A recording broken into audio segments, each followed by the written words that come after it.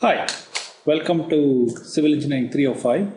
I am trying to do a class where we are trying to learn about strength of materials by answering some questions. So I have organized it into a series of questions. Don't be worried about the number, which says it's about 55 questions. But I really want you to understand that we are breaking it down into tiny pieces and we're going to look at answers to each of these questions. And that's the way you will learn Civil Engineering 305, which is the strength of materials or the mechanics of materials or introduction to structural mechanics and so on. Okay, so the first question we will try to answer is the following. What the heck is a structure? You know, you've heard of this thing a lot. So we're going to look at what is meant by a structure. So, by the way, this is not generally going to be a PowerPoint presentation because I know what will happen. You'll fall asleep immediately after about 2 minutes. So, actually, I'm going to use the PowerPoint to just illustrate the questions. After that, we are going to switch to something slightly different.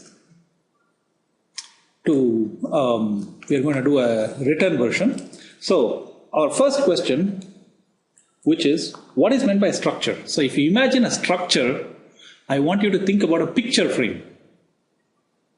Okay, so here's a picture frame.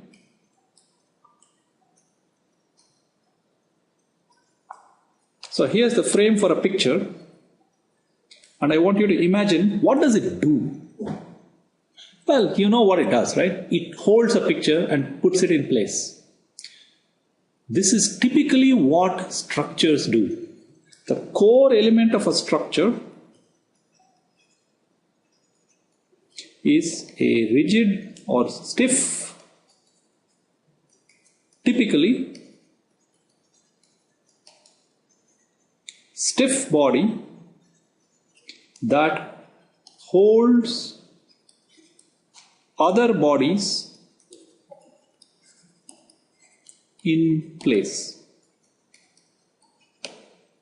Okay, this is usually called constraining.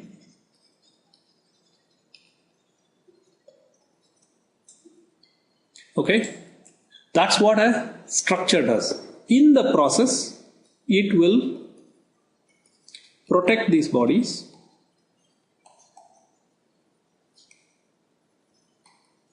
against external forces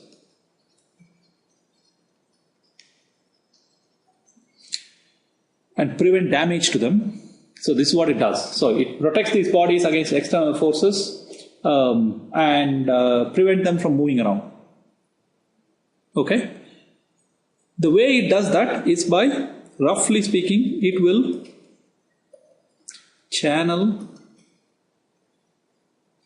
forces around these bodies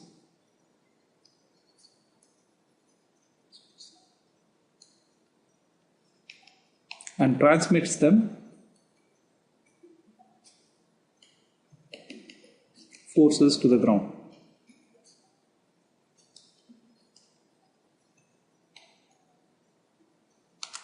That's what it does.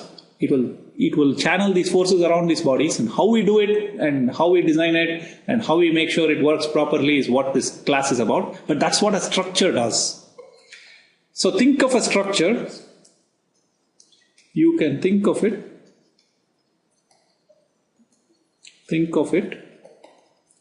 as a force pipe. Just like a pipe takes fluid around from one point to another and channels it around places, a structure is a force pipe. Okay, that's what a structure is. And in the process, it will hold things in place. So when you look at a structure, you have to ask, what is it holding? And what does it do? So typically the things that it holds may be very heavy, in which case I have to transmit the force to the ground in some way without the force going through other bodies and crushing them. So let's look at some examples and then you'll see what I mean. So our first example is a bookshelf. Here's an example of a bookshelf that you can see. And what it does is, very simple thing, right? It holds books in place.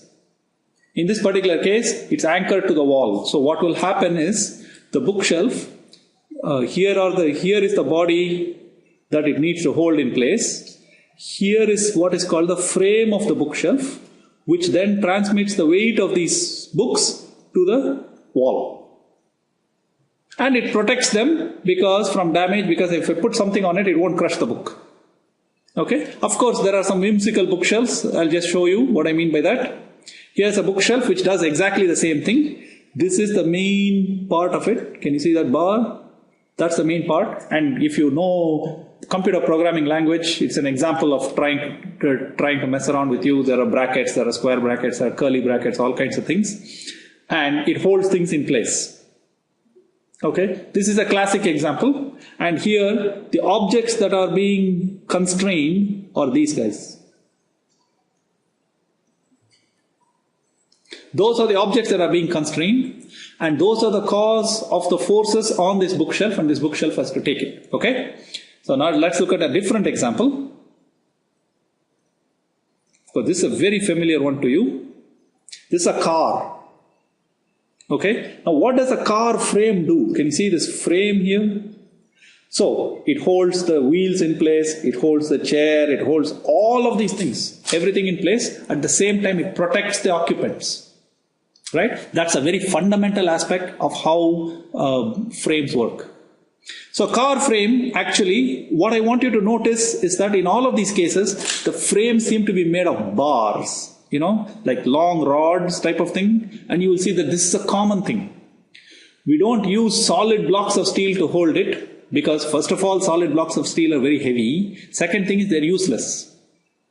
Most of the material in the block is not doing anything. So we are very clever about using material in a very, very systematic and short way. That's why we have this kind of a frame. Now let's look at details of this. Look at that. This particular car is called a unibody construction. And all the pieces are shown. What I want you to notice is that most of the pieces are in the form of bars. Can you see that? All kinds of bars. This is a common theme about frames and structures, and we will heavily use this point, okay? So I wanted to see how these bars work. And of course, we'll look at, this is a mechanical engineering type of application. Now let's look at something that's quite vastly different than this, which is a bridge. So I don't know whether you're familiar with this bridge. This is the newest version of the bridge across the San Francisco Bay. There used to be an old bridge which is called the Bay Bridge, which suffered severe damage during one of the earthquakes. And they realized that they really needed to replace it with a new bridge. Here is a new bridge. And what I want you to see is that these pillars, each of them have a particular shape. Can you see that? The cross section of this thing has a particular shape. The I-beam has a particular shape. This is how we control how this whole bridge behaves. So let's ask the following question. So what is it holding in place? Well, obviously cars. It's constraining the cars and buses and things like that, right? And making them go from point A to point B. Because it is a very large object, it has to carry its own weight, which is pretty heavy, right? And in this particular case, I don't know whether you can see this particular cable system. It's a remarkable cable system. It looks like a hammock. Like that, and the bridge is actually hanging off of a hammock.